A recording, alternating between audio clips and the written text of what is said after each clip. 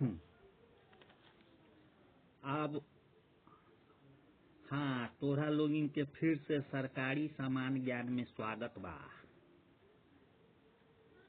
अब हम लोग जो है ना जंतुओं से प्राप्त होने वाला कुछ उपयोगी पदार्थ के बारे में जान लेते हैं।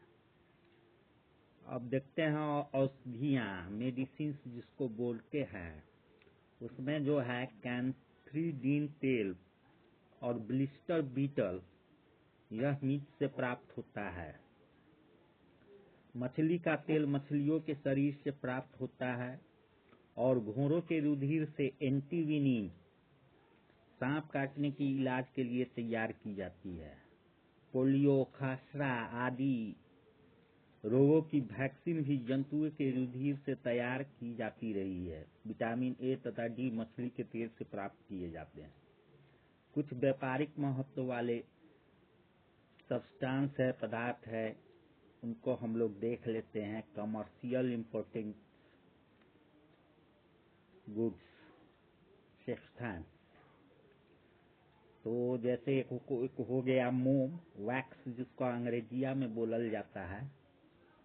ये जो है ना, इसका उत्पादन मधुमक्खियों के मोम ग्रंथि से होता है। मधुमक्खी मोम का प्रयोग छत्ता बनाने में करती है और मोम का प्रयोग मोमबत्ती, पॉलिश, वार्निश, कागज, कार्बन पेपर, औषधि आदि में होता है।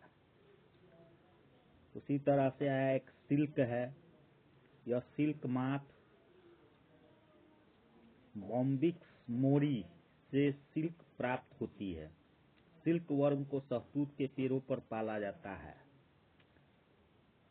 अब जानते हैं लाख जिससे चूड़ी लहठी सब बनाया जाता है।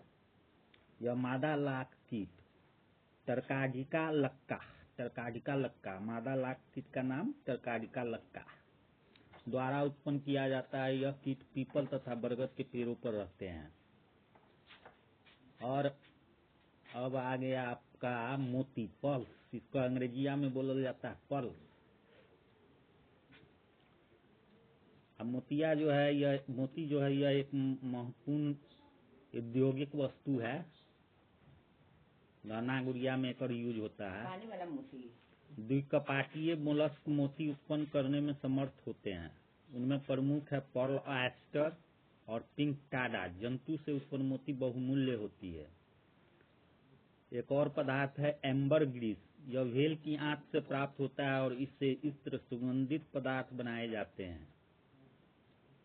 उसी तरह से एक स्पंज है। स्पंज का प्रयोग नहाने, पैकिंग पदार्थ धोने, कुशन वस्त्रों के बनाने में किया जाता है। स्पंज उद्योग बहुत ही उत्तम उद्योग है।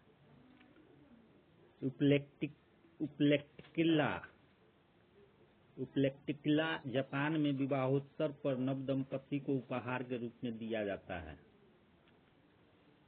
अब हम लोग आ जाते हैं दुग्ध उद्योग, मिल्क इंडस्ट्री की तरफ और देखते हैं कि इसमें क्या क्या हुआ है।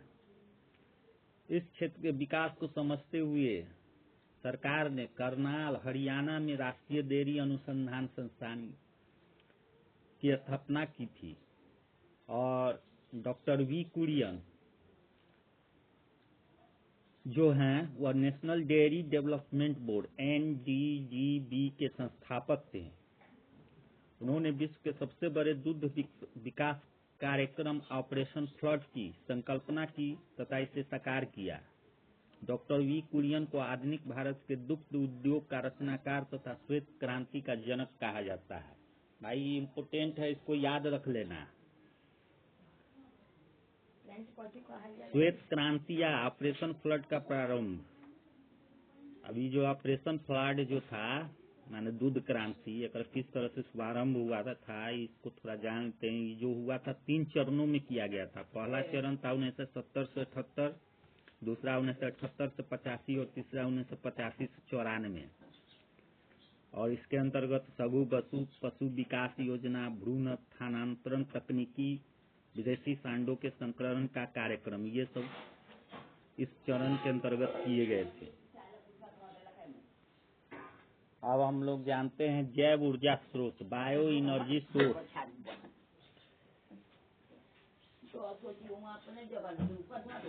पेट्रोपादप जिन पौधों में क्षीर लैटेक्स पाया जाता है उनसे पेट्रोल या ईंधन प्राप्त किया जाना संभव है, अतः इन्हें पेट्रोपादप कहते हैं। इन पौधों में अधिकांश प्रकाश संश्लेषी उत्पादन क्षीर में परिवर्तित हो जाते हैं। क्षीर उत्पादन करने वाली पादप जातियों यूफोर्बिएसी, एस्क्लेपिएडेसी, एपोसाइनेसी, कंपोजिटी, लेब्रिएटी इत्यादि कुलों की होती हैं। माने ये सब कुल का जो है ना पौधा सब जो होगा ये बायो एनर्जी सोर्स के रूप में काम करता है।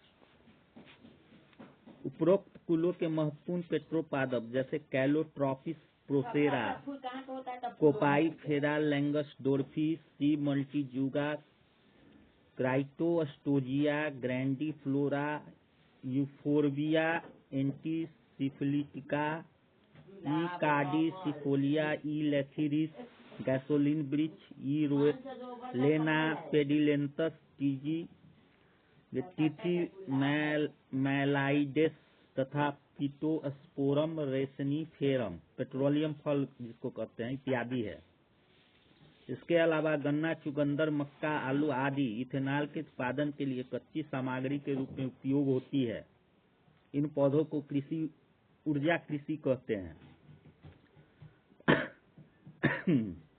ब्राजील एक ऐसा देश है जहां मोटर गाड़ियों में अल्कोहल ईंधन का उपयोग किया जा रहा है। ब्राजील में एक वृक्ष पाया जाता है जिसका नाम कोपाईफेरा लैंग्सडोर्फी कोपाईफेरा लैंग्सडोर्फी है और इसके रस से डीजल तेल को तैयार किया जाता है। पेट्रोल व अल्कोहल के मिश्रण को गैसोहोल कहते हैं। तो पेट्रोल और अल्कोहल के मिश्रण को क्या कहते हैं? गैसोहोल कहते हैं। उसी तरह एक कोशिकीय शैवाल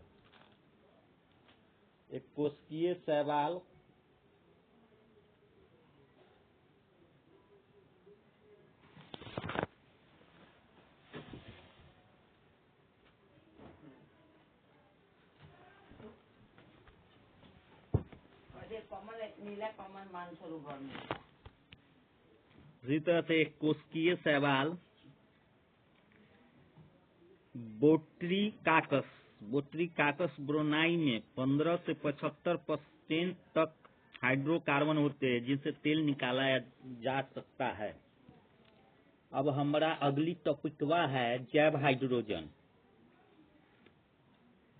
ये जो है नवीकरणीय ऊर्जा का स्रोत है और इससे जो है ना प्रदूषण जो होता है वो कम होता है।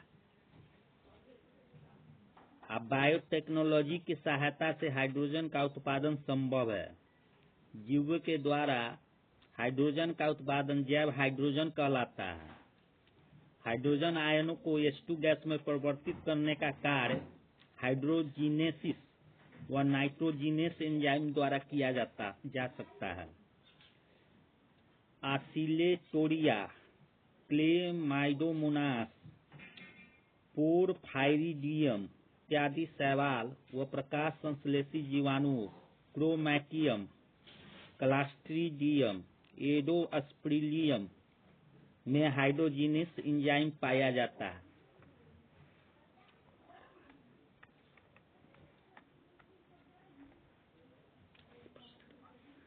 देखो अब इसके आगे है। हाँ तो कोर्सवा यहीं पर समाप्त हो गया। अब हम लोग जो है ना ऑब्जेक्टिवा क्वेश्चन का थोड़ा प्रैक्टिसवा कर लेंगे।